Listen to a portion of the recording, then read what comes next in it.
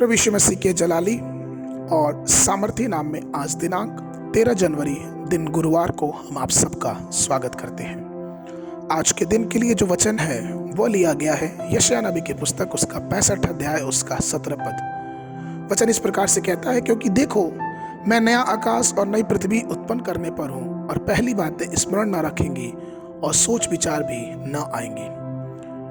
प्रभु में मेरे प्रिय लोगों, अगर आप सबने मरकुस रचित सुसमाचार उसका 5वां अध्याय का वृत्तांत पढ़ा होगा कि किस प्रकार से प्रभु यीशु मसीह गिरासेनियों के देश में जब आए और जब वो नाव से उतरे तो उन्होंने देखा कि कब्रों में रहने वाला एक व्यक्ति जो अशुद्ध आत्माओं से भरा पड़ा था, वो प्रभु के पास आया और चिल्लाने लगा कि तू मुझे समय से पहले नष्ट क्यों करने आया। वचन कहता है कि लोग उसे बांध के रखना चाहते थे, लेकिन कोई उसे जंजीर में भी ना बांध सकता था। वो कब्रों में ही रहता और बार बार अपनी बेड़ियां तोड़ देता, जंजीरों को तोड़ देता और लोग अपने आप को भी घायल करता था।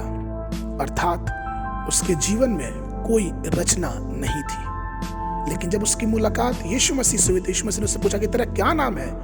उसने कहा कि मेरा नाम सेना है। अर्थात एक ऐसी बड़ी सेना जिसको रोम देश के समय में लगभग 6000 सैनिकों की एक टीम मानी जाती थी, क्योंकि लूका उसके 8 और 30 में वचन कहता है कि उस दुष्ट आत्मा व्यक्ति ने कहा कि मेरा नाम लीजन है। लीजन का तात्पर्य यही होता है कि एक ऐसी टीम जिसके अंदर 6000 सैनिक घोड़े और रथों के साथ इकट्ठे रहते हैं। इसका अर्थ स्पष्ट है कि उस मनुष्य के अंदर हजारों दुष्ट आत्माएं वास करती थी।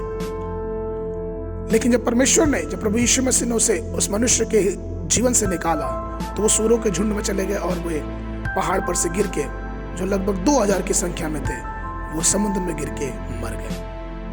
वचन कहता है कि उसी क्षण उस व्यक्ति के जीवन में एक महान परिवर्तन हुआ। वो व्यक्ति जो दुष्टात्माओं से घिरा हुआ था, जो पहले नंगा था, अब वो कपड़े पहने बैठा था। जो अपने दिमाग की हालत से बहुत बाहर था, वो अपने आप को चोट पहुंचाता, लेकिन अब वो शांति से यीशु मसीह के चरणों में बैठा था।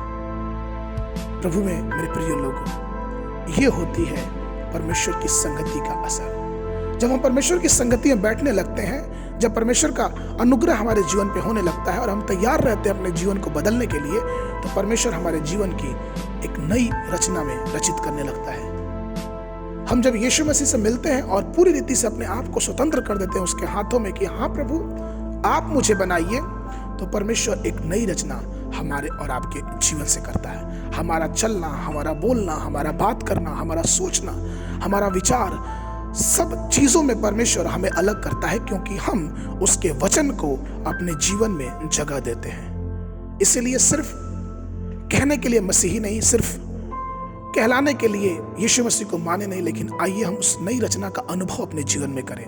उस परमेश्वर के वचन को अपने जीवन में परिपूर्ण और बहुतायत से आने दें, क्योंकि तभी तो हम उस नई रचना में अपने जीवन का आनंद और उस जीवन की खुशी जो परमेश्वर हमें देता है, उसका लाभ हम और आप उठा पाएंगे।